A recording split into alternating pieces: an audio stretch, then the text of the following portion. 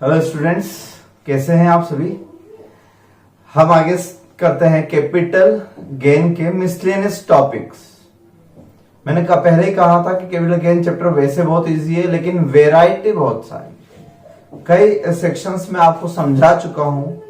Last video में हमने non resident के केस में कैलकुलेशन सीखा था। Acquiring shares of Indian companies by utilising foreign currency. तो हमारे नोट्स में हम अपने सीक्वेंस पे चल रहे हैं। नोट्स में 6th नंबर पेज पर पॉइंट नंबर 4 तक हमारा कंप्लीट है। उसके बाद मिसलेनियस टॉपिक आपको सिंघानिया में पेज नंबर 313 से मिलेंगे आगे की ओर। नोट्स में 318 लिखा है, एक्चुअली उसको पेज नंबर चेंज करके 313 से आगे की ओर आपको मिसलेनियस टॉपिक मिलेंगे। 313 पर मैंने एक होमवर्क भी दिया था आपको कंपल्सरी इक्वेशन का, वो भी आपका हो गया होगा। ठीक है, अब आगे आते हैं मिसलेनियस टॉपिक में। पॉइंट नंबर 5 लिखा है computation of capital gain in case of self generated asset. Computation of capital gain in case of self generated asset. आपने खुद ने अगर एसेट जनरेट की है तो उसकी कॉस्ट कैसे असरटेन करोगे? बहुत मुश्किल। तो जिन चीजों की कॉस्ट असरटेन करना मुश्किल हो, self generated goodwill, brand, patent name वगैरह वगैरह, कई सालों में कई रीजन से बनती है। ठीक है, तो कोई रिलायबल सोर्स नहीं है कॉस्ट असरटेन करने का। इसलिए यहां पर क्या लिखा हुआ है पढ़ें। नंबर 1 फर्स्ट बुलेट में लिखा है cost of acquisition of self generated goodwill of business and profession cut कर दें। क्यों कट करते हैं उसका रीजन समझाता हूं मैं आपको। कि अगर प्रोफेशन की गुडविल बेचोगे तो उसे कैपिटल रिसिप्ट मानते हैं, नॉट टैक्सेबल। मैं भी क्या कर सकता हूं, लॉ में लिखा हुआ है, आप देखना सिंघानिया बुक में भी पेज नंबर 313 पर नहीं, सॉरी 314 पर। तो self generated goodwill of business word लिखा है, लॉ में से बिजनेस लिखा है, प्रोफेशन के बारे में कुछ लिखा ही नहीं। इसका मतलब प्रोफेशन की गुडविल कहीं भी टैक्सेबल नहीं है। आप इतना समझेंगे। तो प्रोफेशन वर्ड कट कर देना। Goodwill of business nil, cost of acquisition क्या मानेंगे? नील। तो अगर गुडविल ऑफ बिजनेस अगर आपने सेल की, रिलायंस इंडस्ट्री, टाटा, गोदरेज, ये सब बड़े बड़े ब्रांडिंग वाले, बड़े बड़े गुडविल वाले, कई सालों में इन्होंने गुडविल जनरेट की, सेल्फ जनरेटेड गुडविल है इनकी।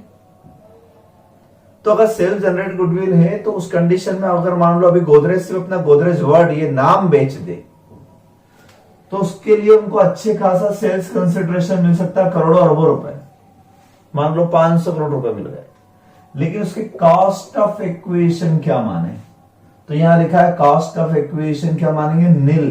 तो इंडेक्सेशन भी क्या हो जाएगा? इंडेक्स कॉस्ट ऑफ एक्विजिशन भी क्या हो जाएगी? नील। ठीक है, इसलिए लॉन्ग टर्म कैपिटल गेन आएगा, बट कॉस्ट ही नील है तो इंडेक्शन भी नील हुआ, इसलिए पूरा कैपिटल गेन होगा। बट ये होगा गुडविल ऑफ बिजनेस के केस में। अगर ये गुडविल ऑफ प्रोफेशन होगा तो it is not taxable at all. ठीक, जितना पॉइंट ज्यादा एमपी पॉइंट नहीं है ये, इसलिए आप ज्यादा इस पे माइंड अप्लाई मत करना। सीए फाइनल के लिए भी कुछ बचा के रखो।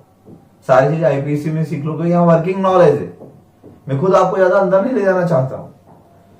लेकिन अगर इसी की जगह परचेज गुडविल होती, खरीदी हुई होती और फिर बेचते आप, तो वे परचेज गुडविल होती तो परचेज करते समय खर्चा किया होता, कॉस्ट ऑफ एक्विजिशन होती उसमें।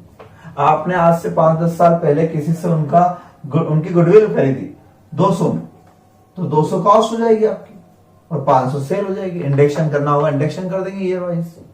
तो परचेज गुडविल में झंझट नहीं है। बात सेल्फ जनरेटेड गुडविल की आ रही है। ऐसे प्रोफेशन में भी self generated goodwill of profession जो है वो नॉट टैक्सेबल। अगर परचेज गुडविल होगी तो वो तो नॉर्मल असेट की तरह है, टैक्सेबल।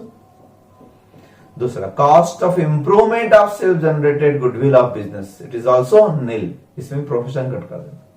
तो goodwill self generated cost nil, improvement भी कॉस्ट नील। यानी हमेशा गुडविल का जब भी क्वेश्चन आएगा तो आपको सिर्फ सेल्स कंसिडरेशन लिखना है। ज्यादा से ज्यादा इसमें सेलिंग एक्सपेंसेस हो सकते हैं, वो माइनस कर दो। कॉस्ट तो हमेशा क्या रहेगी? नील रहेगी। कॉस्ट ऑफ इंप्रूवमेंट भी क्या रहेगा, नील रहेगा गुडविल के केस में। Cost of acquisition of other self generated asset like patent etcetera, patent भी आपने खुद ने जनरेट किया, आपने खुद ने अपनी लेबोरेटरी में, अभी कोरोना का मान लो वैक्सीन बनेगी तो कोई अपने नाम से पेटेंट करवा लेगा इसको, तो उसकी कॉस्ट क्या मानना है, तो बोला गया कॉस्ट नील मानो आप इसके।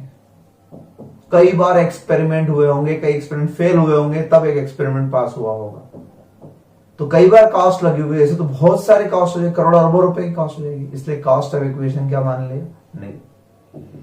और कॉस्ट ऑफ इंप्रूवमेंट के बारे में ध्यान से देखो आप, तो self generated assets like patent etcetera, cost of improvement is actual cost, वहां लिख लोगे actual cost like registration of patent, तो फॉर्मूला बनाने पे जो खर्च हुआ, जनरेट करने पे जो हुआ सेल्फ जनरेटेड, वो कॉस्ट जीरो, लेकिन उसको इंप्रूव करना है, नहीं जैसे रजिस्टर्ड करवाया तभी तो आप काम में ले पाओगे, तो registration charges of patent or actual cost of improvement, so it may be consider.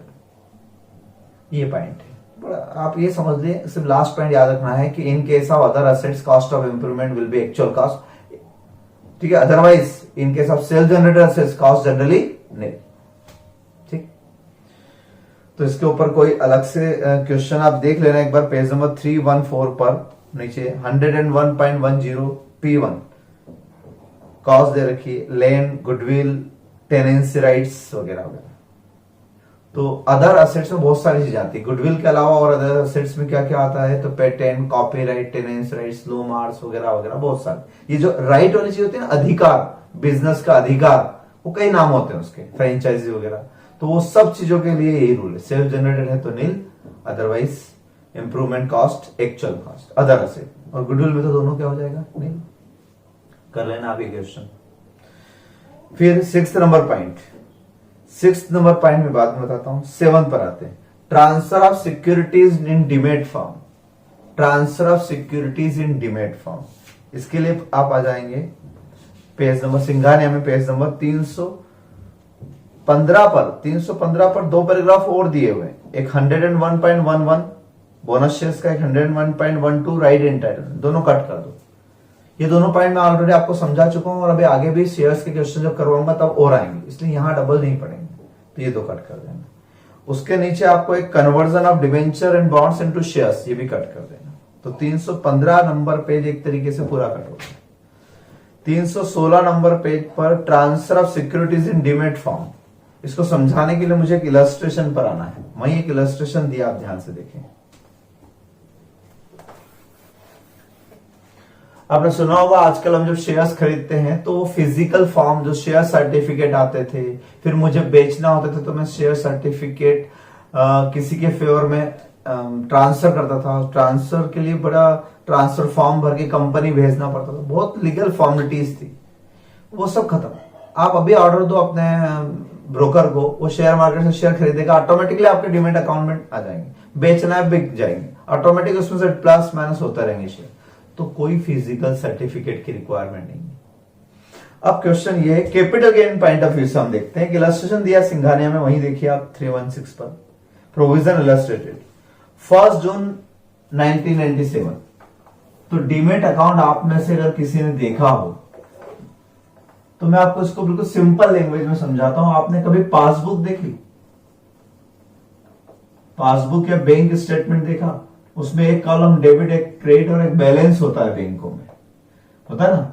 Debit का मतलब अक्सर होता है विड्रॉल, और क्रेडिट का मतलब होता है डिपॉजिट्स, है ना। रुपीज में होता है वो पूरा अकाउंट, जैसे हम पैसा जमा करवाते हैं क्रेडिट हो जाता है, निकालते हैं विड्रॉ हो जाता है, और हर बार बैलेंस आता जाता है, होता है बिल्कुल सेम। ये समझ लीजिए कि सेम उसी स्टाइल में आपका डीमेट अकाउंट आ गया। अब डीमेट अकाउंट रुपीज में नहीं रहेगा, बल्कि यहां पर जो रहेंगे वो नंबर ऑफ शेयर्स रहेंगे। क्या रहेंगे? Number of shares. तो मान लेता हूं मेरे पास किसी कंपनी रिलायंस इंडस्ट्रीज लिमिटेड के शेयर, तो रिलायंस इंडस्ट्रीज लिमिटेड के शेयर्स इस डीमेट अकाउंट में, ये डीमेट अकाउंट है मेरा, इसमें 1 जून को क्रेडिट हुए। कब क्रेडिट हुए? 1 जून को। 1 जून को क्रेडिट हुए। कितने shares? Purchase directly in demat form on 25 May 1997 2000 quantity, और ये परचेज किए थे मैंने इन डीमेट फॉर्म में ही किए थे 25 मई 97 को। ठीक है, सेटलमेंट होने में 5-6 दिन लग जाते हैं, T+2 का रोल है, वैसे बीच में छुट्टी आ जाती है तो टाइम लग जाता है। तो आपने डीमेट फॉर्म में ही खरीदे, फिजिकल फॉर्म में खरीदे, डीमेट फॉर्म में खरीदे तो डीमेट अकाउंट में क्रेडिट होगा। फिर आगे चलते हैं, 5 जून, 5 जून को फिर क्रेडिट हुए। ये कौन से क्रेडिट हुए? इसमें लिखा dematerialised shares originally purchase in November 1985, purchase in November 1985। जो 1985 में होंगे डेफिनेटली वो तो फिजिकल फॉर्म में होंगे, तो ऐसा रूल है कि आपके फिजिकल सर्टिफिकेट आप डिमेटेरियलाइज करवा सकते हो। तो आपने फिजिकल सर्टिफिकेट सरेंडर कर दिया कंपनी को और डिमेटेरियलाइज फॉर्म में ले लिए वो शेयर्स, तो आपके अकाउंट में 5,000 शेयर और क्रेडिट हो गए। अब आपका बैलेंस पहले 2,000 था, अब 5,000 और के होके 7,000 हो गए। फिर आपका 10 जून के दिन फिर क्या हुआ? Again purchase directly in demat form, ये परचेज किए 10 जून को ही परचेज किए, सेम डेट पे, और सेम डेट पे क्रेडिट हो गए। समझाने की कोशिश किए, 5 दिन बाद 6 दिन बाद होना, बहुत पुराने होना, सेम डेट पर होना, समझाने की कोशिश किए। तो कई बार सेटलमेंट इतनी फास्ट हो जाता है कि सेम डेट पे क्रेडिट हो गए, तो 11,000 शेयर हो गए। फिर 15 जून को, 15 जून, अब क्या हुआ? अब डिमेटेरियलाइज इन ओरिजिनली परचेज इन मई 1962, 62 में परचेज किए थे, वो क्रेडिट हुए 15 जून को। अगेन यानी फिजिकल फॉर्म होंगे, फिर आपने फॉर्म फिलअप करके और भेजा होगा और कंपनी ने इसको डिमेटेरियलाइज कर दिया, 3,000 शेयर्स, तो आपके पास 14,000 शेयर्स हो। इस तरीके से चलता है डीमेट अकाउंट। अब सपोज इसमें से 500 शेयर आपने बेच दिए, नीचे लिखा है इफ से 2,500, 500 नहीं 2,500, 2,500 shares were sold out of this account. इस अकाउंट में से आपने किसी भी डेट मान लेता हूं, चलो मैं 30 जून मान लेता हूं, इसमें से मैंने सोल्ड बेच दिए, मैंने तो बेच दिए विड्रॉ, तो यानी यहां पे 14,000 में से कम हो जाएगा, तो ये हो जाएगा 11,500। तो ऐसे डीमेट अकाउंट चलता, प्लस माइनस, जैसे रुपीज में आपका पासबुक रहती है वैसे डीमेट अकाउंट का भी सेम इस तरह का स्टेटमेंट आपको नजर आएगा। कई बार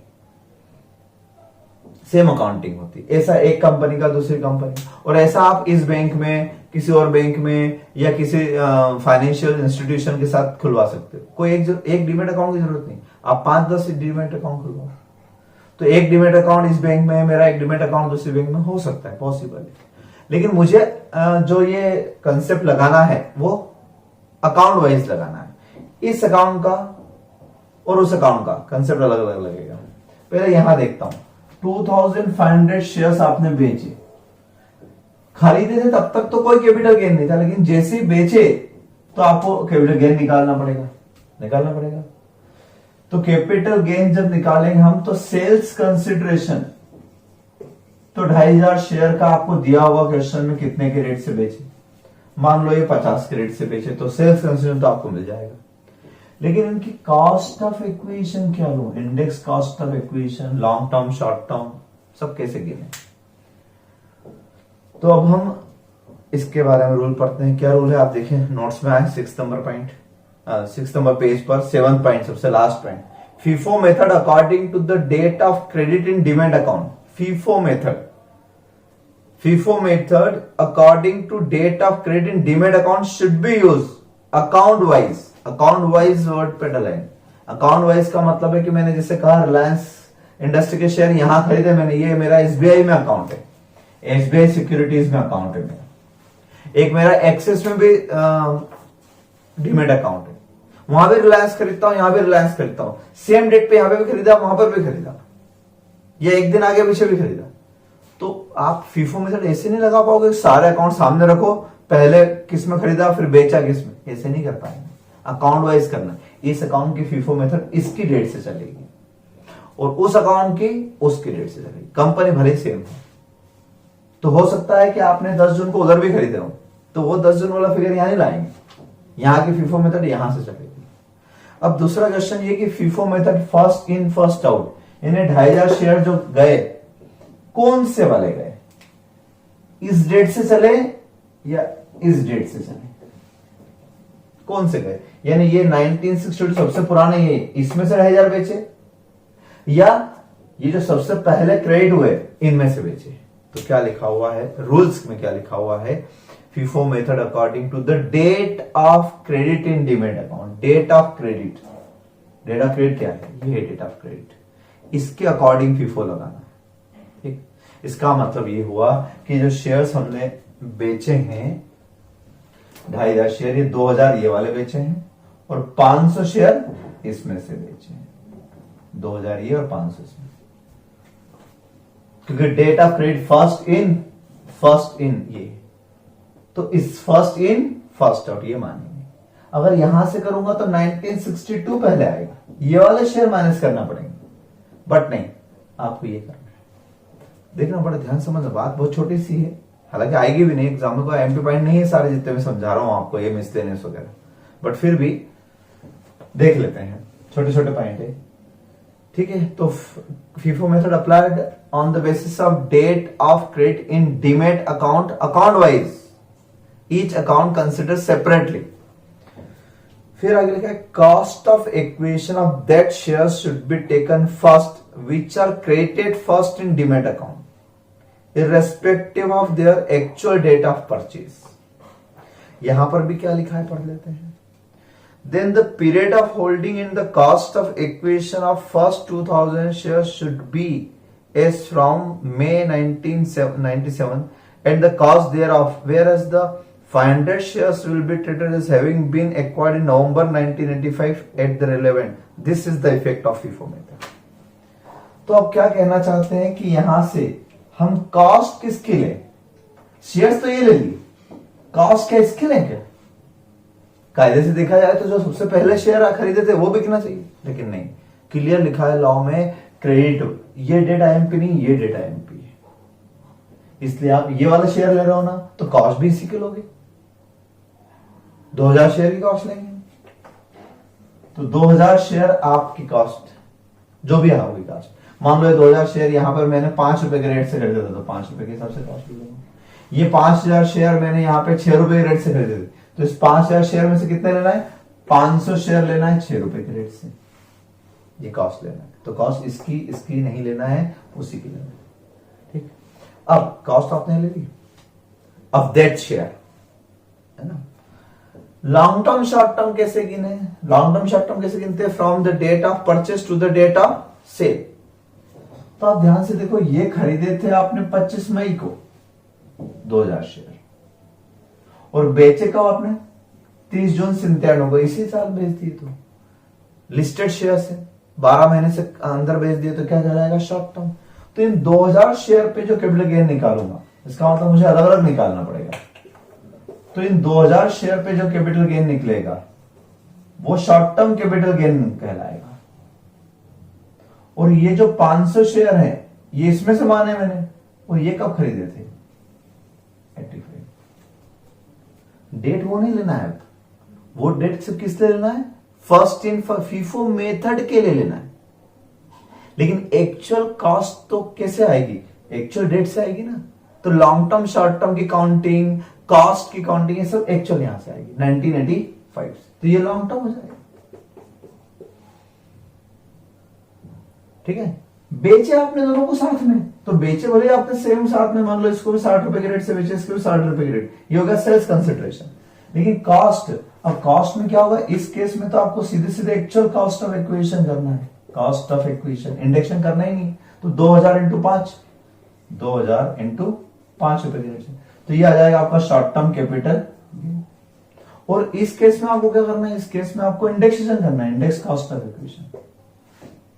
अब 1985 की कॉस्ट 6 रुपए थी, है ना, 1985 नवंबर 1985 में कॉस्ट 6 रुपए थी, और 1 अप्रैल 2001 को फेयर मार्केट वैल्यू 8 रुपए हो, तो क्या लेना है, तो जो भी अपना वो रूल आ जाएगा कि if any asset acquired before April 2001 then actual cost और fair market value which ever is higher.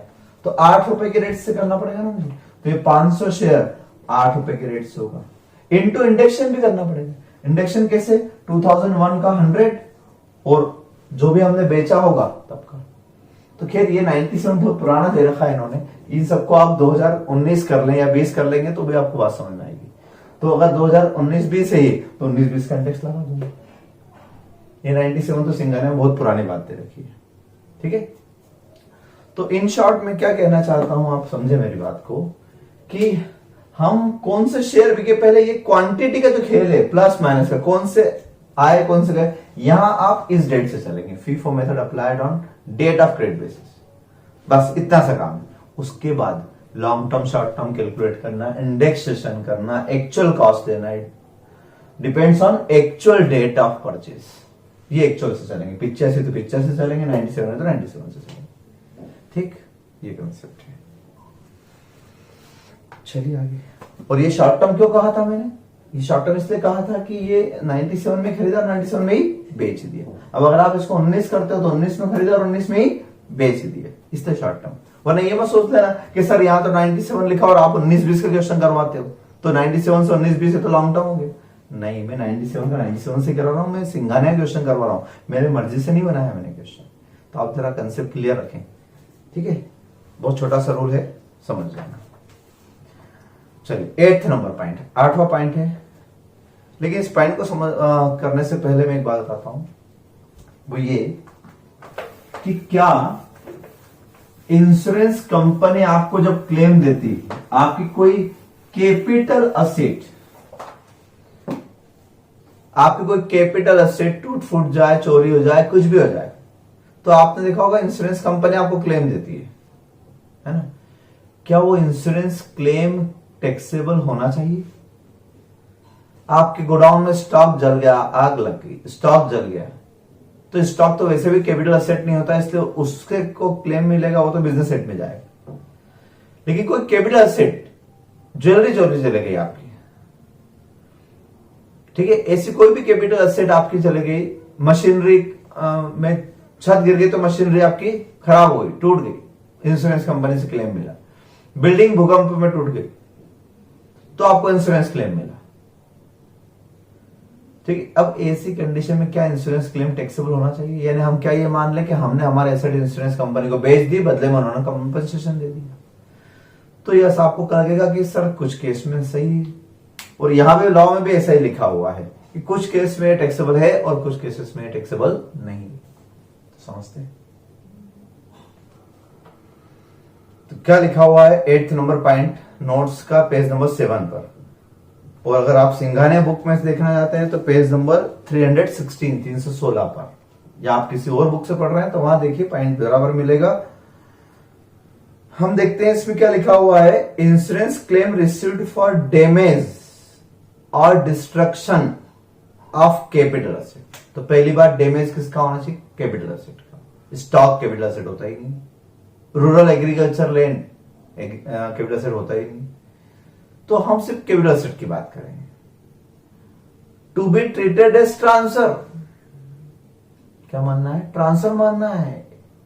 Damage और destruction of capital asset is also treated as transfer and taxable. If damage or destruction in capital asset arise due to, damage destruction क्यों होना चाहिए? Law में specific section exhaustive ध्यान रख लेना है, illustrative नहीं है। जो लिखा है exactly means damage in 4 reason से होगा तो ही ये ट्रांसफर माना जाएगा। It is treated as transfer only if damage और destruction due to number 1 natural reasons, प्राकृतिक रीजन जो रहते हैं, नेचुरल, फ्लड, साइक्लोन, राइट, इस तरह की चीज। तो नेचुरल रीजंस, बाढ़ आ गई कहीं, आंधी तूफान आ गए, अभी निसर्ग आ गया मुंबई में, तो इस तरह की कोई नेचुरल रीजंस जो रहते हैं, प्राकृतिक आपदा जो रहती है, इस कारण से अगर आपकी असेट्स में डैमेज और डिस्ट्रक्शन होता है और इंश्योरेंस क्लेम मिलता है तो ये टैक्सेबल है। रायट, सिविल डिस्टर्बेंस, दंगे हो जाते हैं कई बार, तो दंगे अगर हो जाते हैं, उस दंगे में कई बार आप देखना कि ये दंगाई लोग जो रहते हैं, ये लोग आपकी दुकान तोड़ देते हैं, आपकी दुकान में जो असेट्स है उसको तोड़ फोड़ करके चले जाते हैं। दंगा करने वाले कुछ देखते नहीं। तो यहां पर भी डैमेज डिस्ट्रक्शन हुआ ड्यू टू राइट, इसलिए ये भी टैक्सेबल है। एक्सीडेंटल फायर, आग लग जाए तो वो भी ट्रांसफर मानेंगे। एक्सीडेंटल फायर है, जानबूझ के आग नहीं लगाना है। कई लोग नकली आग लगा के इंश्योरेंस क्लेम लेने की कोशिश करते हैं, बाद में पकड़ा जाता है, उनकी बात नहीं कर रहा हूं। एक्सीडेंटल फायर, सडनली अगर आग लग गई है आपके कैपिटल असेट में और इंश्योरेंस क्लेम मिला है तो टैक्सेबल होगा। और एम्बिटिंग एनिमीज वेदर विद और विदाउट डिक्लेरेशन ऑफ वार, जैसा कि हमारा चाइना के साथ और पाकिस्तान के साथ, अब चाइना के साथ ज्यादा होने लगा। तो विदाउट और विथ डिक्लेयरिंग वार, वार हो या ना हो, बिना वार के भी आपने देखा होगा कि कई बार सीमा पर पाकिस्तान वाले कोई भी मोर्टार वगैरह छोड़ते रहते हैं, अगर वो सीधे किसी कैपिटल असेट को डिस्ट्रक्ट कर देते हैं तो इंश्योरेंस कंपनी का क्लेम मिलता है, टैक्सेबल। एग्जॉस्टिव लिस्ट एक्सेट्रा नहीं। तो इन 4 रीजन के अलावा सोचो आप, ऐसा और कौन सा रीजन है जिसके कारण इंश्योरेंस क्लेम अक्सर मिलता है, वो इसमें इंक्लूड ही नहीं। इन 4 रीजन से मिलेगा तो टैक्सेबल होगा, बात समझ में आ गई, ठीक है। लेकिन और कौन सा रीजन है? तो आपने देखा होगा थेफ्ट, चोरी, इसमें इंक्लूड ही नहीं है। रोड एक्सीडेंट इसमें इंक्लूड नहीं है। सबसे ज्यादा इंश्योरेंस क्लेम आप देखना कभी भी तो इन 2 चीजों से होते हैं। तो आपकी कैपिटल असेट अगर रोड एक्सीडेंट में डिस्ट्रॉयड हुई है, डिस्ट्रक्ट हुई है, आपको इंश्योरेंस क्लेम मिला है तो वो रिसिप्ट है आपकी, बट नॉट टैक्सेबल है, नॉट ट्रीटेड एज ट्रांसफर, तो आपको टैक्स देना ही नहीं। कितनी अच्छी बात है। ऐसे ही चोरी चले गए आपकी कोई कैपिटल असेट, आपके घर में गहने थे, वो चोरी चले गए, तो ऐसी कंडीशन में भी कोई कैपिटल गेन टैक्स नहीं। अच्छा, अब आप सोचोगे सर कैपिटल गेन टैक्स नहीं का मतलब क्या है? तो भाई इंश्योरेंस क्लेम जितना भी आया वो आपकी कैपिटल, एक नंबर की पूंजी बन गई, कैपिटल अकाउंट में आप क्रेडिट कर दो उसको विदाउट एनी टैक्स, टैक्स नहीं देना। लेकिन एक बात ध्यान रखना, जो चीज आपके लिए नॉट टैक्सेबल होती है या एग्जेम्प्टेड होती है तो उनका लॉस भी फिर क्या होता है, can not be set of. जैसे चोरी चला गया आपकी ज्वेलरी और मान लो इंश्योरेंस नहीं था आपका, कोई इंश्योरेंस नहीं था, तो आप तो कहोगे कि सर हमें सेल्स कंसिडरेशन तो कुछ नहीं मिला। Sales consideration means insurance claim तो कुछ भी नहीं मिला। इस केस में सेल्स कंसिडरेशन क्या होगा, इंश्योरेंस क्लेम, कुछ भी नहीं मिला क्योंकि हमारा इंश्योरेंस नहीं था। लेकिन हमारी ज्वेलरी तो चलेगी, उसकी कॉस्ट तो थी, तो इसे हम शॉर्ट टर्म या लॉन्ग टर्म कैपिटल लॉस नहीं कह सकते क्योंकि ये ट्रांसफर के डेफिनेशन में नहीं है। चोरी करना ट्रांसफर के डेफिनेशन में नहीं है, इसलिए आप ये loss can not be set of against any other income, नहीं कर सकते आप इसको सेट ऑफ। ये बात ध्यान रखना। तो अगर इंश्योरेंस क्लेम होता और रिसीव्ड होता तो भी नॉट टैक्सेबल, और लॉस है तो भी नॉट एडजस्टेबल। इसलिए 4 रीजन आप अच्छे से समझ लेना, सिर्फ और सिर्फ इन 4 रीजन से अगर डैमेज या डिस्ट्रक्शन होता है देन ट्रांसफर एंड टैक्सेबल। तो आप सिंघानिया में पेज नंबर 316 पर इसके लिए कोई स्पेशली इलस्ट्रेशन तो नहीं बना है, लेकिन जहां ये रूल दिया उसी के नीचे 4 बुलेट में अलग अलग एग्जाम्पल दिए, उसमें से एक मैं करवाता हूं आपको। क्या लिखा है फर्स्ट बुलेट में, x is teacher by profession, he purchase a residential property on 1 मार्च 2017। 1 मार्च 2017 को उसने प्रॉपर्टी, रेसिडेंशियल प्रॉपर्टी परचेज की 23 लाख रुपए में। क्या रेसिडेंशियल प्रॉपर्टी कैपिटल एसेट होती है? यस होती है। It was destroyed by fire on February 15, 2019। 15 फरवरी 19 को ये डिस्ट्रॉयड होगी by fire, destroyed by fire. तो जिस दिन डिस्ट्रॉयड हुई मतलब असेट गई, असेट गई, इसका मतलब इसी को हम कहेंगे date of transfer, date of transfer of capital asset. लेकिन इंश्योरेंस क्लेम कब मिला?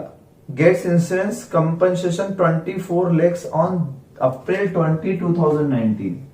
अप्रैल 20, 2019 में आपको इंश्योरेंस क्लेम मिला। कितना मिला इंश्योरेंस क्लेम? 24 लाख। तो रूल ये है कैपिटल गेन निकालने का। तो सबसे पहला तो मैंने आपको बताया, सबसे पहला गेट तो क्या है कि कैपिटल गेन लगेगा कब? अगर ये 4 रीजन हो तो पहले आप चेक करो 4 रीजन है। यस, नंबर 1 कैपिटल असेट है, and destruct due to four reason में कौन सा? फायर, यस फायर उन चार में आता है, इसलिए टैक्सेबल है, वरना ये 24 लाख पूरे को पूरे नॉट टैक्सेबल होते हैं। लेकिन फिलहाल टैक्सेबल है। किस ईयर में टैक्सेबल होंगे? तो in the year of receipt. Insurance claim जब मिलेगा तभी तो करेंगे भी। तो इंश्योरेंस क्लेम कौन से ईयर में मिल रहा है? अप्रैल 1920 में, प्रीवियस ईयर 19-20, असेसमेंट ईयर 20-21 में। सेल्स कंसिडरेशन क्या माना जाए? Sales consideration equal to insurance claim received in cash और market value of claim in kind. तो आपको 24 लाख रुपए कैश मिले, इसलिए 24 लाख रुपए लिख लेता हूं। लेकिन मान लो ऐसा होता कि 24 लाख कैश मिले और 10 लाख की इंश्योरेंस कंपनी ने कोई असेट दे दिया आपको, तो क्लेम इन कैश भी होता है और क्लेम इन काइंड भी होता है। अगर काइंड में आएगा तो कोई चीज देंगे इंश्योरेंस कंपनी वाले, उसकी क्या लेना? मार्केट वैल्यू हो गया, दी हुई।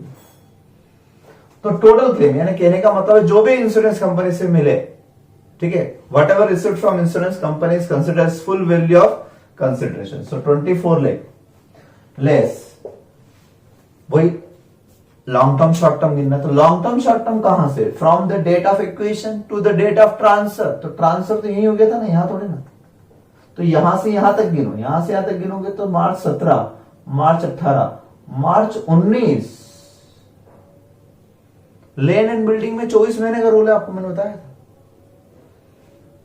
तो आप बताइए कि ये मार्च 17, मार्च 18 आता, मार्च 19 आता, तब शॉर्ट टर्म लॉन्ग टर्म होती 24 महीने बाद। ये तो 24 महीने से कम दिख रहा है। तो लॉन्ग टर्म शॉर्ट टर्म इससे नहीं, इससे होता है from the date of acquisition to the date of transfer. ये तो टैक्स लायबिलिटी के लिए है, जिस ईयर में मिलता है पैसा उस ईयर के लिए। तो अब इस कंडीशन में आपका इंडेक्सेशन की जरूरत ही नहीं, आपको आगे क्या लिखा हुआ पढ़े, will be taken as full value, he gets insurance commission 24 वगैरह। फिर capital gain will be chargeable to tax year of receipt of commission compensation लिखा है, देखो आप, ठीक है। The period of holding of residential property is less than 24 month, Consequently, the surplus 1 lakh will be chargeable as short term capital gain। जब short term है तो फिर कॉस्ट ऑफ एक्विजिशन ले लेंगे 23 लाख रुपए, 1 लाख रुपए का शॉर्ट टर्म कैपिटल गेन हो जाएगा। अरे बात समझ में, हमेशा ध्यान रखना, ऐसे क्वेश्चन में याद रखना, जहां बहुत सारे ईयर का गेप होगा अलग ही दिख जाएगा आपको, लेकिन आपको रूल्स भूलना नहीं है। लिस्टेड शेयर्स में 12 महीने का रूल, 24 महीने का लैंड एंड बिल्डिंग में, और अनलिस्टेड शेयर्स में। तो यहाँ 1 मार्च 17 से लेके 18 तक, फिर 1 मार्च 19 से पहले इस दिन, यानी 28 फरवरी 19 को ये शॉर्ट टर्म, ये 2 साल होते तो 24 महीने तक तो वो शॉर्ट टर्म, एक दिन के ऊपर होता तो लॉन्ग टर्म हो जाता, लेकिन नहीं हुआ है। तो ध्यान से देखना, वो डेट यहां से नहीं देखेंगे, यहां से तो लॉन्ग टर्म हो गया इस देखेंगे। तो date of equation to the date of transfer. चलो थोड़ी देर के लिए मान लेते हैं कि ये लॉन्ग टर्म होता, मान लेते हैं थोड़ी देर के लिए, इसको हम मई बना लेते हैं। चलिए मई भी नहीं, इसको अपन बना लेते हैं 15 मार्च बना लेते हैं। चलिए 15 मार्च अगर बनाएंगे तो डेफिनेटली ये 24 महीने से ज्यादा हो गया, मार्च 18, मार्च 19 हो गया लॉन्ग टर्म। तो अब ऐसी कंडीशन में इंडेक्स कॉस्ट लेते हैं। तो अब ध्यान से रूल सुन लेना, या फॉर्मेट बना के लिख लेना अपने कॉपी में कि in case of insurance claim, number 1 sales consideration is insurance claim received in cash और इन काइंड, ठीक। Less index cost, index cost इस तरीके से लिखना है आपको कि कॉस्ट ऑफ एक्विजिशन आपकी 23 लाख डिवाइडेड बाय, ये कौन सा ईयर है? ये ईयर है 16-17। तो इंडेक्स कौन से ईयर का? 16-17 का इंडेक्स। 16-17 का इंडेक्स हमारा कितना था? 16-17 का इंडेक्स 264। 264 से डिवाइड करूंगा, और इस ईयर के इंडेक्स से करेंगे या इस ईयर के इंडेक्स से? ध्यान रखना, ये 19-20 है, और ये कौन सा ईयर है? 18-19। 18-19 का इंडेक्स 280 था। तो मैंने आपसे कहा था मैं 3 जगह एक्सेप्शन बताऊंगा आपको। 3 एक्सेप्शन आप लिख के रख लेना कि indexation will be done only up to the year of transfer of asset, ठीक है। But tax liability is calculated in any other year. in the year of receipt of insurance claim or in case of compulsory acquisition compensation from government। तो 3 जगह मैंने आपको exception बताए हैं और वो है एक्सेप्शन क्या, नंबर 1 हमने पढ़ा था conversion of capital asset into stock in trade, दूसरा हमने पढ़ा था कंपल्सरी एक्विजिशन बाय गवर्नमेंट, और तीसरा हम पढ़ रहे हैं यहाँ इंश्योरेंस क्लेम। ये 3 एक्सेप्शन, इन तीनों में आप ध्यान से देखना। तो यहां हमने टैक्स 19-20 में निकाला लेकिन इंडेक्स 289 नहीं लिया, इन 3 के अलावा बाकी सब जगह 289 लेंगे। ये भी आप कहीं नोट करके रख लेना, ठीक है। और यहीं पर 316 पेज नंबर पर ये मैंने फर्स्ट इलस्ट्रेशन बुलेट करवाया प्रोविजंस में, 3 एग्जांपल और दिए नीचे, तो आप कर लेना उसको, है ना, ठीक है। नेक्स्ट पेज पर 317 पेज पर transfer of sweat equity shares, इसको कट कर देना, बल्कि पूरा पेज कट कर दो 317 नंबर, उसमें नीचे बायबैक वगैरह का भी दिया। ये भी सिंपल क्वेश्चन नॉर्मल में ही हो जाएंगे, हम क्यों अलग से रूल्स पढ़े, शेयर्स के जब क्वेश्चन करेंगे तो ऑटोमेटिकली ये आ जाएंगे आपको, ठीक है। नोट्स में अब मैं 7th नंबर पेज पर मैंने ये इंश्योरेंस क्लेम का पॉइंट बता दिया आपको। 8th नंबर में स्लम सेल है, ये बड़ा टॉपिक है, अगले वीडियो में बताता हूं। उसके नीचे आपको 10th नंबर पॉइंट मिलेगा computation of capital gain in case of transfer of land and building, section 50C IMP लिख लें, सेक्शन नंबर याद रखना है, 50C कई बार आएगा। लेकिन सिर्फ किस केस में, only in case of transfer of land and building, immovable property, क्योंकि इमूवेबल प्रॉपर्टी में स्टाम्प ड्यूटी वैल्यू आ जाती है। आपको याद होगा मैंने डिडक्शन चैप्टर में कहीं बताया था आपको, सर डिडक्शन ने अदर सोर्सेज में बताया होगा मैंने आपको, यहां पे समझते हैं। Section 50C is applicable if stamp duty value is more than 105% of actual sales consideration. तो पहली बात ये कि सेक्शन का गेट ही तब खुलेगा जब आप 2 चीज में कंपेयर कर लें। क्या कंपैरिजन कर लेंगे आप, क्लियर लिखा हुआ है, किस किस का कंपेयर करना है, if stamp duty value is more than 105%, in stamp duty value जो है, stamp duty value is more than 105% of actual consideration, actual sales consideration.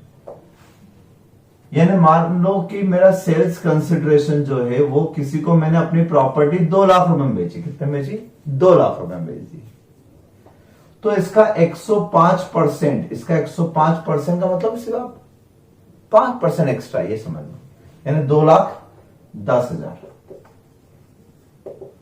तो अगर स्टाम्प ड्यूटी वैल्यू इससे ज्यादा है, मान लो 3 लाख रुपए है, तो स्टाम्प ड्यूटी वैल्यू ज्यादा है यहां पर, तो ये सेक्शन लगेगा।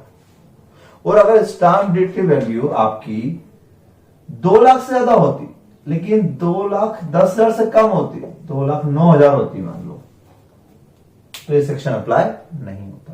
यानी इनडायरेक्टली मैं ये कहना चाहता हूं कि स्टाम्प ड्यूटी वैल्यू में और सेल्स कंसिडरेशन में 5% तक का वेरिएशन पॉसिबल है, 5% तक का वेरिएशन हो सकता है। यानी आपकी वैल्यू ज्यादा आ रही थी स्टाम्प ड्यूटी गाइडलाइन के हिसाब से, गाइडलाइन आप समझते हो, जब भी रजिस्ट्री कराने जाते हैं तो हर एरिया की गाइडलाइन फिक्स है, उसी के हिसाब से स्टाम्प ड्यूटी वैल्यू तय होती है ना। हर एरिया की, पॉश कॉलोनी की अलग होगी, मेन मार्केट की अलग होगी, कमर्शियल की अलग होगी, रेसिडेंशियल की अलग होगी, बहुत रूल्स रहते हैं हर शहर में, हर गली के, हर मोहल्ले के। तो आपको क्वेश्चन में दिए होंगे। तो कहने का मतलब है कि आपके 2 लाख के वैल्यू से 2,09,000 वैल्यू थी, लेकिन आपने कितने में बेच दिया अपना मकान, 2 लाख में बेच दिया, यानी आपका 9,000 का वेरिएशन। लेकिन ये वेरिएशन 5% से कम है ना, तो इग्नोर, सीधा सा कांसेप्ट। और 5% से ज्यादा हुआ तो सेक्शन 50C अप्लाई कर दो। तो आप सबसे पहले ही कंपैरिजन कर लेना, ठीक है। क्या होगा अगर ये रूल लगा तो, if stamp duty value is less then और इक्वल टू, ऑफ किएगा और कर लेना, और इक्वल टू 105, बराबर होती है, एग्जैक्ट 2,10,000 होती है, या तो लेस देन है या एग्जैक्ट 10,000 होती है, सपोज एग्जैक्ट 10,000, तो या तो इक्वल टू होती या लेस देन होती, दोनों कंडीशन। अगर ऐसी होती कंडीशन तो हम क्या करते, यानी 2,09,000 होते या 2,10,000 होते, तो इक्वल हो या लेस देन हो, तो क्या कंडीशन है, 105% of actual sales consideration, then ignore stamp duty value, छोड़ देना स्टाम्प ड्यूटी वैल्यू, फिर कोई मतलब नहीं, फिर आप छोड़ देना। क्या लेना, take actual consideration as full value of consideration for calculating capital gain.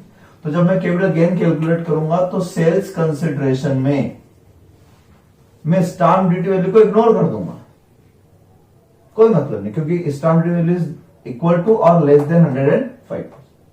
क्या लूंगा फिर बाहर, 210 मत लेना, ये 210 तो कंपेरिजन मेरे निकाले थे, एक्चुअल तो आपका 2 लाख ही हुआ ना, आपने अपनी बिल्डिंग कितने में बेची, 2 लाख में, तो 2 लाख में। तो whenever section 50C not applicable, it means actual consideration will be taken for calculating capital gain purpose।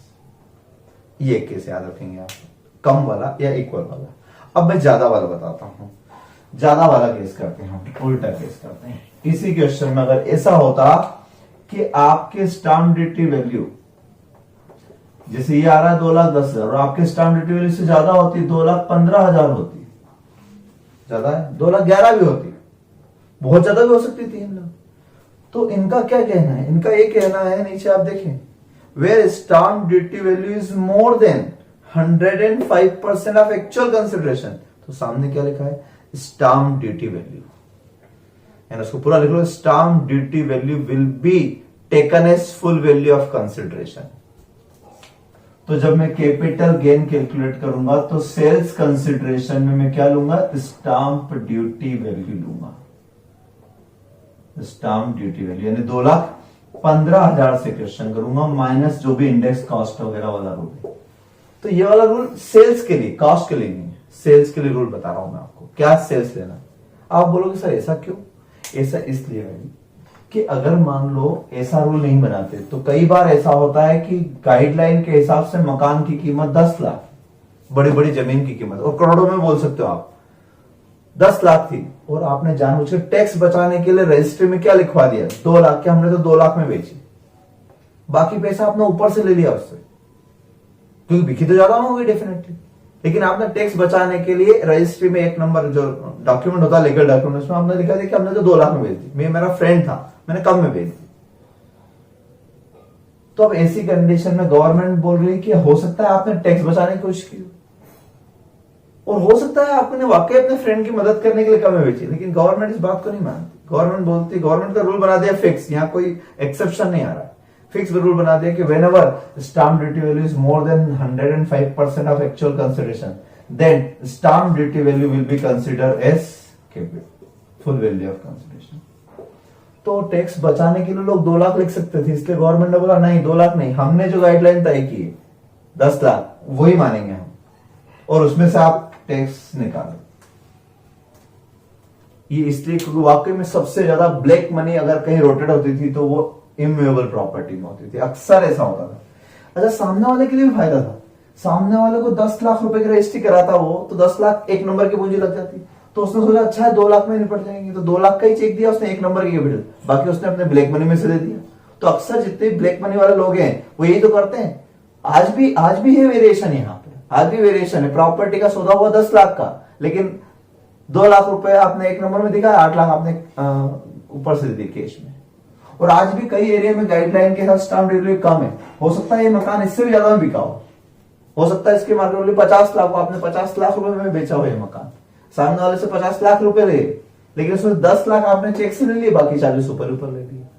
तो आजकल क्या करते हैं लोग, स्टाम्प ड्यूटी के बराबर रजिस्ट्री कराते हैं एग्जैक्ट सेम फिगर से, इसलिए ये प्रॉब्लम आती ही नहीं। जितने की गाइडलाइन पहले निकलवा लेते हैं उसी वैल्यू पर वो रजिस्ट्री कराते हैं, तो एक्चुअल कंसिडरेशन भी यही दिखाते हैं, स्टाम्प ड्यूटी वैल्यू भी यही दिखाते हैं, तो ये विच हायर लोअर का झंझट ही खत्म हो जाता है। बट फिर भी ब्लैक मनी का रोटेशन होता है। तो चलिए हम ब्लैक मनी की तरफ नहीं जाएंगे, अभी हम इतनी सी बात समझते हैं कि आप इतनी सी बात याद रखोगे, whenever stamp duty value is more than 105% of actual consideration, ठीक है, then stamp duty value will be taken as sales consideration for, इसी से कैपिटल गेन निकलेगा। फिर नीचे लिखा where assessee claim before authority that value adopted by stamp duty authority is more than the fair market value. अब हम इस पे ऑब्जेक्शन ले रहे हैं, हम बोल रहे हैं कि हमारे मकान की कीमत ही 2 लाख थी, फेयर मार्केट वैल्यू ही आपने गलत बताई स्टाम्प ड्यूटी वैल्यू से। ऐसा हो सकता है क्या? यस, ऐसा हो सकता है। मैं आपको एक बहुत सिंपल सा एग्जांपल देता हूं कि मेरी कोचिंग क्लासेस शहीद पार्क पर थी पहले। अब आपने देखा होगा फ्रीगंज का मेन एरिया जो है, पूरा एरिया जो है, उसकी एक गाइडलाइन है, क्योंकि वो पूरा कमर्शियल एरिया है, पूरा गाइडलाइन, ठीक है। लेकिन मान लो ऐसे कॉलोनी में भी होता है, पूरी कॉलोनी की एक गाइडलाइन होगी, ऐसा तो नहीं कि उसकी इस गली की अलग, कॉलोनी तो एक पूरी कॉलोनी। तो मान लो कि पूरा महाश्वेता नगर की पूरी एक कॉलोनी है, उनकी एक गाइडलाइन है, पॉश एरिया इंडिया है ना उज्जैन का। अब वहां पर कोई एक बंगला ऐसा था जिसमें किसी ने सुसाइड कर लिया था, या एक बंगला ऐसा था जिसमें जो भी आया वो बहुत लॉस में गया। तो कई बार होता है ना, कोई मकान पनौती मान लिया जाता है, यानी लोग डर जाते हैं उसको खरीदने में, कोई खरीदता ही नहीं उसको, तो उसकी वैल्यू क्या हो जाती है, डाउन। तो भले गवर्नमेंट की नजर में उसकी वैल्यू 10 लाख है, लेकिन आप बोल रहे हो साहब मुझे ग्राहक ही नहीं मिल रहा, कस्टमर ही नहीं मेरे मकान का, क्योंकि मेरा मकान अपशगुन माना जाता है, इसलिए कोई खरीदता ही नहीं इस मकान को। ऐसी अफवाह फैल जाती है कई बार, और कई बार तो ब्रोकर लोग जानबूझ के भी ऐसा करते हैं ताकि वैल्यू डाउन हो जाए। अब मुझे पैसों की जरूरत है तो मैंने 2 लाख में बेच दिया, ठीक है। तो आप चैलेंज कर रहे हो किसको, स्टाम्प ड्यूटी वैल्यू को। क्या, that the stamp duty value determined by government is more then fair market value, उसकी फेयर वैल्यू ही कम है। और वाकई अगर आप जीत गए, जीत क्या गए मतलब इसमें कोई केस नहीं है, आप अप्लाई कर रहे हो तो असेसिंग ऑफिसर आपके लिए एक वैल्यूएशन ऑफिसर अपॉइंट करता है, तो अब वैल्यूएशन एक ऑफिसर करेगा। उस ऑफिसर ने क्या करा, the assessing officer will have to refer the matter to valuation officer and if he decide fair value is less than stamp duty value, fair value is less than, वाकई में fair value से कम थी, उस valuation officer ने क्या decide किया कि fair value इसकी इस मकान के 8 लाख है, less than stamp duty value, 2 से ज्यादा हरी, लेकिन 2 से ज्यादा हरी, लेकिन अच्छा 2 से कम आती थी, उसने बोला फेयर वैल्यू तो इसकी 1.5 लाख की है, तो गवर्नमेंट टैक्स तो एक्चुअल से कम पे तो कभी नहीं लेगी, यानी 2 लाख आप खुद बता रहे हो कि एक्चुअल में 2 लाख में बेचा, तो 2 से कम पे तो कभी टैक्स लगेगा, तो ये तो ले नहीं सकते, हमेशा 2 लेंगे। लेकिन अगर वो उसने 8 लाख बताई तो क्या होगा, तो if fair value is less than stamp duty value then fair value will be the full value of consideration. तो हम क्या लेंगे, फेयर वैल्यू लेंगे, यानी एक तरीके से आप जीत गए, आपकी बात मान ली गई कि वाकई आपके मकान की कीमत 10 लाख बन ही नहीं रही है ना। चलिए ठीक है, बात समझ आती है। But if you decide fair value is more than stamp duty, उल्टा हो गया, जब केस रिफर हुआ वैल्यूएशन ऑफिसर को तो उसने बोला नहीं नहीं ये मकान तो 18 लाख के लायक था, 18 लाख में बिक सकता था, मतलब उसने तो और स्टाम्प ड्यूटी वैल्यू से भी ज्यादा बता दी, तो क्या होगा, तो क्या और टैक्स ज्यादा बढ़ जाएगा क्या। हम तो झगड़ा करने गए थे किस बात के लिए, 10 लाख रुपए ज्यादा लग रहे थे हमको तो, और उसने तो और उल्टा 18 लाख कर दिया। यानी तो वही बात हो गई कि आपने रिवोल्यूशन फॉर्म भरा मार्क्स बढ़ाने के लिए, उल्टा उन्होंने घटा दिए, होता है ना ऐसा। तो यहां पर ऐसा हो गया, तो क्या 18 लाख लेंगे, तो क्या लिखा हुआ है, if decide fair value is more than stamp duty value then stamp duty value will be consider, यानी क्या लेंगे, स्टाम्प ड्यूटी वैल्यू ही लेंगे, 18 लाख नहीं लेंगे। अब ये केस आप समझो जरा मेरी बात, क्योंकि ये रटने लायक चीजें नहीं है, ये आपको कंसेप्ट माइंड में फिट करना पड़ेगा, और मैंने बहुत सिस्टमेटिक वे में बहुत समरी फॉर्म में आपको दिया। फिर से बोल रहा हूं, सबसे पहली बात तो सेक्शन 50C में आप क्या करेंगे कि इन दोनों कंपेयर करेंगे। अगर स्टाम्प ड्यूटी वैल्यू 105% से कम आती है तो सेक्शन 50C लगाओ, ये बात ही खत्म हो गई, जो एक्चुअल कंसिडरेशन उससे ही क्वेश्चन लगा दो, ठीक है। और जब ज्यादा निकले तो ही बात करना है इसकी, जब ज्यादा हो तो ये 2 पॉइंट याद रखना। क्या पहला पॉइंट ये याद करना कि if stamp duty value is more than 105% then stamp duty value will be taken, खत्म। और 99% यही होगा, बस ये समझ लो। लेकिन अगर फेयर वैल्यू वाला केस आया तो फिर ये भी याद रखना है कि fair value decided by officer is less than stamp duty value then stamp duty value, sorry fair value 8 lakh रुपए की, और अगर फेयर वैल्यू ज्यादा है तो क्या लोगे, स्टाम्प ड्यूटी वैल्यू, यानी टैक्स बढ़ेगा नहीं आपका कभी भी, हमेशा आपका टैक्स स्टाम्प ड्यूटी वैल्यू से ज्यादा नहीं होगा। क्लियर है बात। अच्छा, स्टाम्प ड्यूटी वैल्यू में भी एक प्रॉब्लम है, शायद मैंने यहां लिखा हो या ना लिखा हो।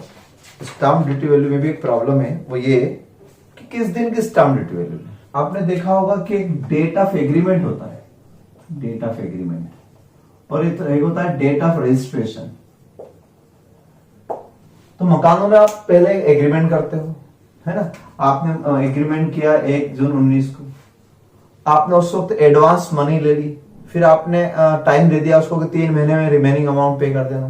3 महीने बाद वो क्या करवा लेगा, रजिस्ट्रेशन करवा लेगा, रजिस्ट्री करवा लेगा उस मकान की। तो जून जुलाई अगस्त, चलिए मान लो आपने उसको अगस्त तक का ही टाइम दिया, 2 महीने ही दिया आपने, जून एंड जुलाई 2 महीने करेंगे। तो बात यह है कि इस दिन की स्टैम्प ड्यूटी वैल्यू लें या इस दिन की लें, क्वेश्चन ये। थोड़ा पैसा उसने वहां दिया था, थोड़ा पैसा उसने यहां दिया था, रजिस्ट्री करेंगे।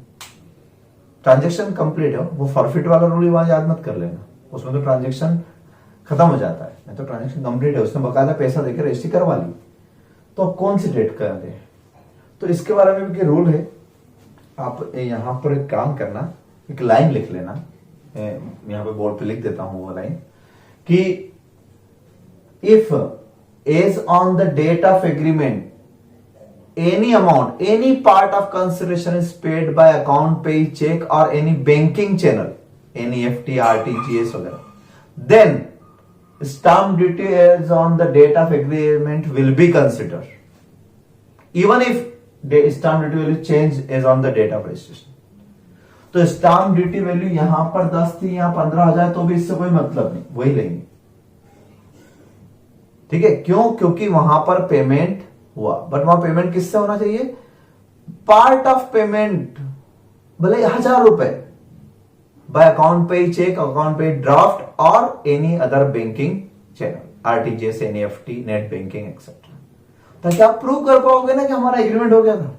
वरना आपने तो कैश में लिख दिया और आप तो बैक डेट पे एग्रीमेंट बना के ले आए। तो इसलिए गवर्नमेंट ने ये रूल लिया कि कम से कम आप कुछ रुपए, तो गवर्नमेंट ये नहीं कह रही पूरा पैसा आप चेक से लाओ, उन्होंने बोला any amount, any part of concession should be received in by account pay cheque और banking channel, then the stamp duty value as on the date of agreement will be considered. Otherwise अगर आपके पास agreement की date पर कोई check नहीं था, सब cash में था, तो फिर आपके लिए स्टाम्प ड्यूटी वैल्यू यही लेना पड़ेगी, चाहे वो कम हो तो भी लेना, ज्यादा हो तो भी लेना।